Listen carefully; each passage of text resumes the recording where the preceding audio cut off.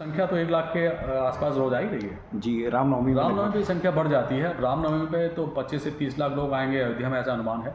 और मंदिर में कितनी संख्या होगी वो जब वो आएंगे तो उसके बाद आपको गणना करके बताया जाएगा। आने वाले श्रद्धालुओं से अपने माध्यम से अपील क्या करेंगे, क्या कहना चाहेंगे आप जो श्रद्धालु यहाँ पर आएंगे? हम लोग यही कहना चाहेंगे कि वो लोग यहाँ पर आएँ और जो पुलिस और प्रशासन ने जो व्यवस्था बनाई है दर्शन की, उसमें सहयोग करें और सभी के दर्शन सुगमता से हो जाएंगे। इस तरह का हम लोग प्रयास कर रहे हैं। कहीं भी कोई दिक्कत होती है तो अपने निकटतम जो पुलिस या मजिस्ट्रेट उपलब्ध हैं उनको अपनी बात बताएं और धक्का मुक्की कहीं पर ना करें, क्योंकि उससे फिर अव्यवस्था बढ़ती है।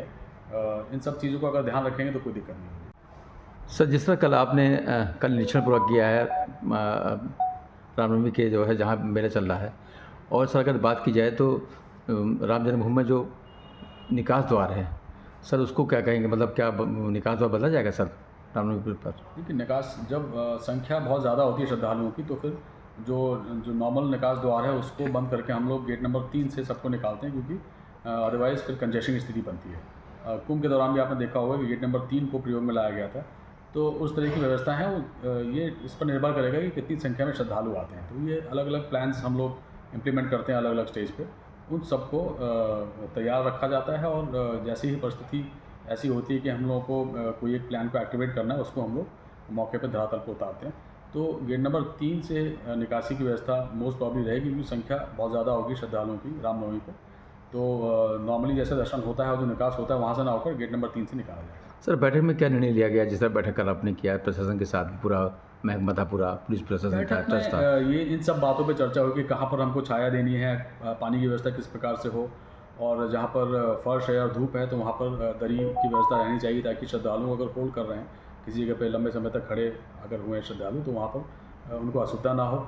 जब सूर तलक होगा या जब आरती होगी उस दौरान भी श्रद्धालुओं को रोकना पड़ता है कुछ समय के लिए, तो पीछे तक क्लॉगिंग हो जाती है, वहाँ पर लोगों को खड़ा रहना पड़ता है। प्रॉपर छाया हो, मिस्ट फैंस की व्यवस्था हो, कूलर्स हो, इन सब बातों पर चर्चा हुई थी। और मंदिर परिसर के अलावा जो हमारा राम पथ पे भी क्या व्यवस्थाएं होनी है, भक्ति पथ पे क्या व्यवस्थाएं होनी है, इन सब बातों को लेकर भी कल मंथन किया। जो श्रद्धालु अयोध्या आ रहे हैं सर, उनके लिए सुगम उनके दर्शन हो सके, और किस तरह मतलब जैसे अगर यहाँ पर आएँ तो रहने की व्यवस्था, उनके खाने पीने की व्यवस्था अगर बात की जाए तो गर्मी बहुत ज़्यादा पड़ रही है, तो किस तरह व्यवस्था की गई सर अगर बात? इस समय आप देख रहे होंगे कि चूँकि बहुत गर्मी है, दोपहर में श्रद्धालुओं की संख्या कम हो जाती है। वो लोग अपने मंदिरों में, आश्रमों में या होम स्टेज में, होटल्स में ही रहते हैं। सुबह और शाम को ही भीड़ हो रही है।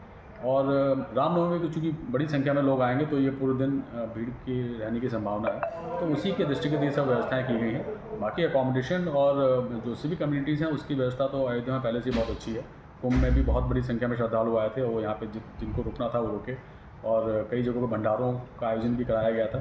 तो उसके दृष्टिगत भी कोई व्यवस्था में कहीं कमी नहीं रहेगी। ये सब तैयारी हम लोग कर रहे हैं। सर, अभी अगर आप ये वीडियो YouTube पर देख रहे हैं तो हमारे चैनल को सब्सक्राइब करें और बेल आइकन को दबाना ना भूलें। अगर आप Facebook पर ये वीडियो देख रहे हैं तो हमारे पेज को लाइक करें।